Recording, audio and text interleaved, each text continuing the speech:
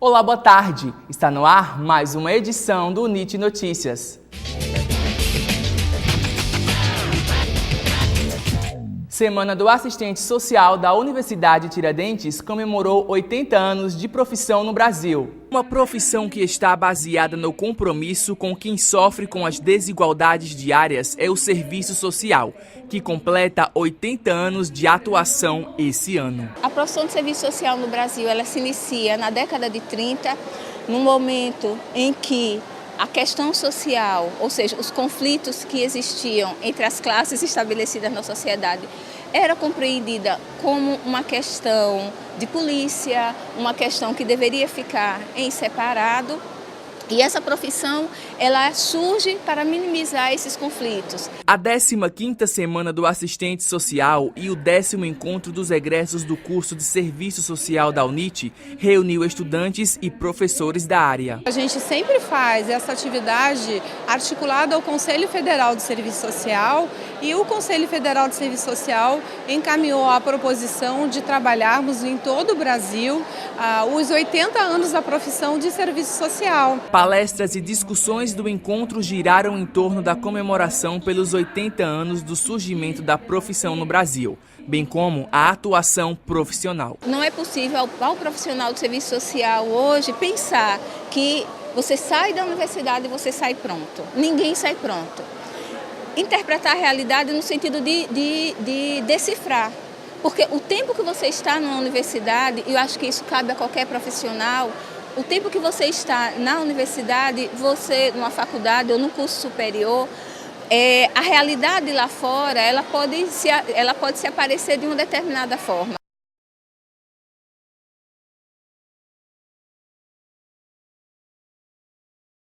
Um brinquedo marcou a infância de muitos sergipanos no século XX. O carrossel do Tobias encantava crianças no período natalino. Era frequentado pela alta sociedade, mas quem não tinha condições sempre dava um jeito para se divertir. Minha tia, ela sempre quem ia comigo no carrossel. Minha mãe ia, mas ficava, e minha tia quem subia. Porque ela me contava que quando pequena, ela não tinha condições de andar no carrossel e ficava vendo outras crianças. Então, através da sobrinha, ela estava realizando um sonho. Então, todo ano, ela ia, me colocava no cavalo, um cavalo preto, e me segurava. Eu acho que isso foi uma das coisas mais marcantes para mim. Esse sonho, através da sobrinha, ela realizava o meu e o dela ao mesmo tempo. Ele chegou a Aracaju em 1904. Foi montado na comemoração do centenário da independência da República em 1922. Passou por vários donos, foi abandonado e, anos mais tarde, restaurado pelo Instituto Banese. Ele era o quê? A atração mais importante das feirinhas de Natal daqui de Aracaju. Ele era montado ultimamente, porque ele já teve montado na Praça Tobias Barreto, mas as últimas colocações dele era junto à Catedral, no lado direito da Catedral, nas feirinhas de Natal, com uma atração maior para a criançada de Aracaju. É um brinquedo coletivo, porque todos entravam de uma vez, não havia brinquedo isolado, não é? E era com presença de cavalos e também de poltronas grandes para aquelas crianças que tinham medo de ir no cavalo, ou que a mãe não deixava, ou que ia com a pessoa segurando. Então, havia gosto para todos. E no centro, a figura importante de um boneco negro, de sorriso franco, que tinha uma coisa muito importante e que encantava as crianças, porque ele virava a cabeça ao ritmo da roda do carrossel, do rodar do carrossel. Então foi um brinquedo que marcou muita gente. Se você fizer uma pesquisa, pessoas que hoje são avós, não é? Elas vão dizer que não só brincaram, mas que os filhos delas brincaram, que os netos brincaram. Meus filhos brincaram muito no carrossel do Tobias.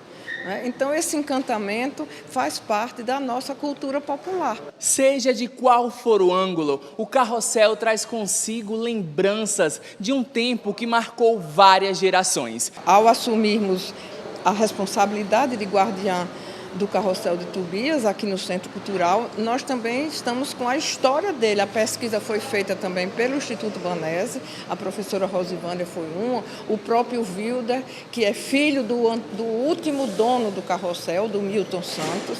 Então, esse trabalho todo também não é só o objeto, está ao redor do objeto, estão as informações, os resultados das pesquisas, uma linha de tempo, não é, que mostra como é que esse carrossel se apresentou durante toda a sua existência aqui. E o mais importante é memória. E memória é para a gente tirar do escuro e botar na claridade para outras gerações conhecerem. A exposição está em cartaz no Centro Cultural de Aracaju, na Praça General Valadão, centro da capital.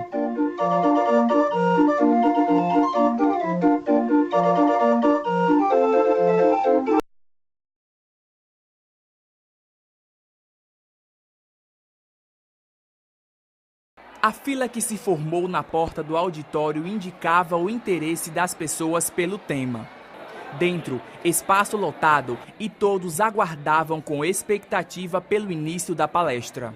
O programa de pós-graduação em Saúde e Ambiente da Universidade Tiradentes está completando 10 anos. E para comemorar a data, um debate sobre as principais doenças da atualidade foi disponibilizado aos alunos da instituição. Eu fiquei bastante bem surpreendida, com o público. Eu acho que também é um pouco fruto do amadurecimento da interdisciplinaridade na instituição.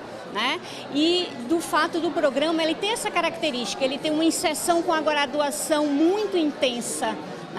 Então os pesquisadores e as pesquisas, elas calam na voz dos alunos de graduação, especialmente daqueles da área de saúde correlatas. Então é importantíssimo para a formação deles eles participarem desse momento. O convidado para ministrar a aula sobre a dengue, a chikungunya e o zika vírus foi um especialista em virologia transmitida por insetos.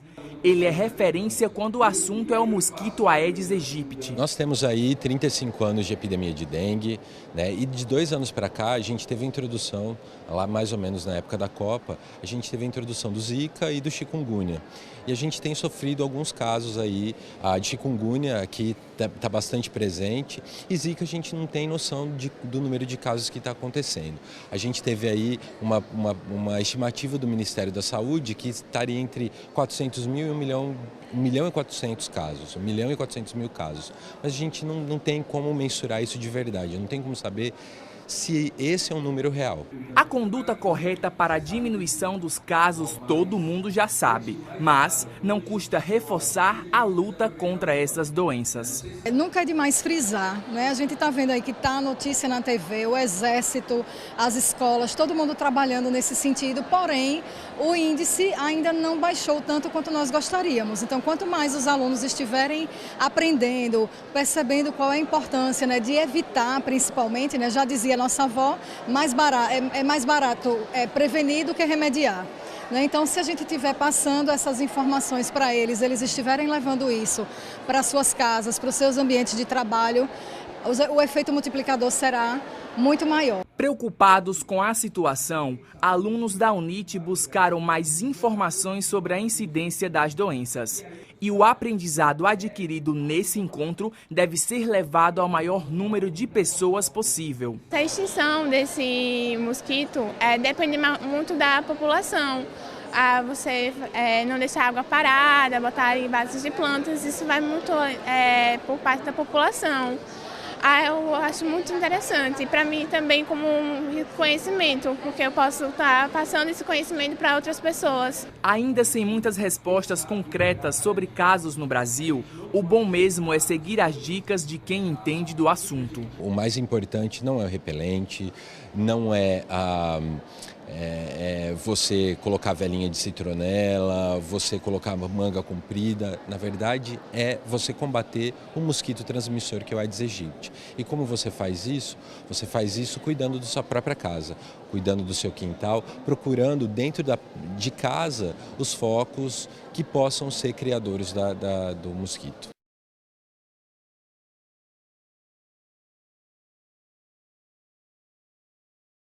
Uma nova alternativa tem viralizado na internet e criado oportunidades de amadurecimento e fortalecimento na cena cultural.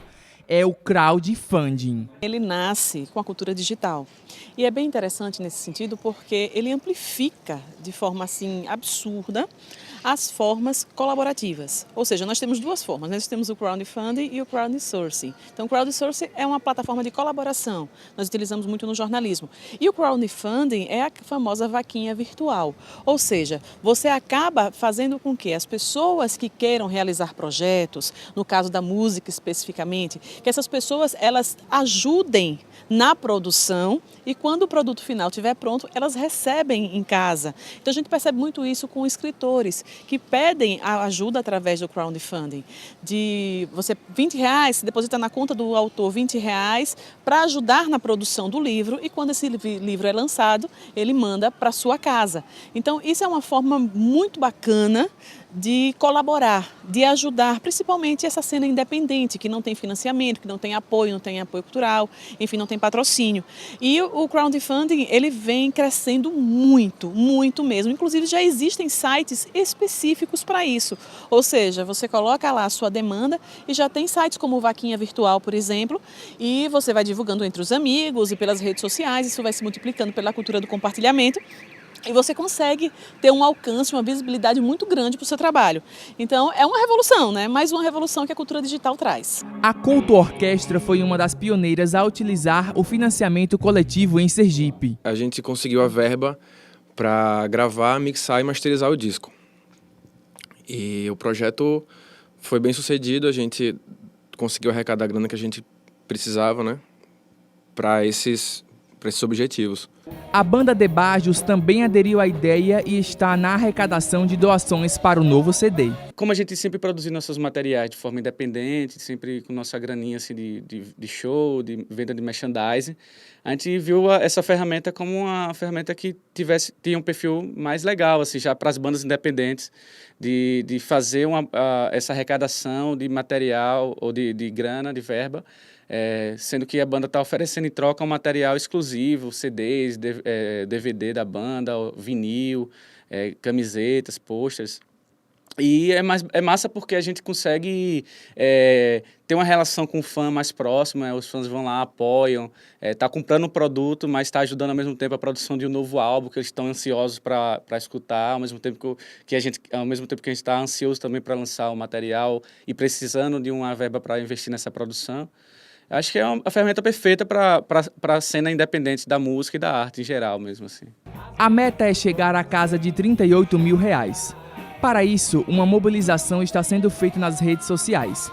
Quem colaborar com a ideia será beneficiado. É como se você estivesse comprando um produto, né? Lá tem a tabela das opções. Se você quer camisa, tem os kits assim, kit vinil, kit, sei lá, camisa. E aí tem o valor de cada kit e aí você vai receber o seu produto, né? Depois que você tem lá os prazos e tal, então você apoia e depois, quando a gente lançar, a gente vai enviar para todo mundo, para os correios e tal. O NIT Notícias termina agora. Uma boa tarde para você e até amanhã.